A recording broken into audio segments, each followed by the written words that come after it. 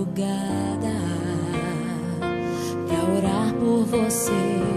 Eu vou nas retas e nas curvas dessa estrada. Eu faço qualquer pausa pra interceder por você,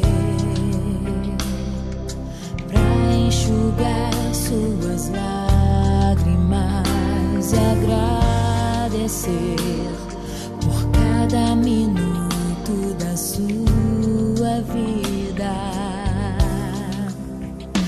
pelo dia em que você me escolheu.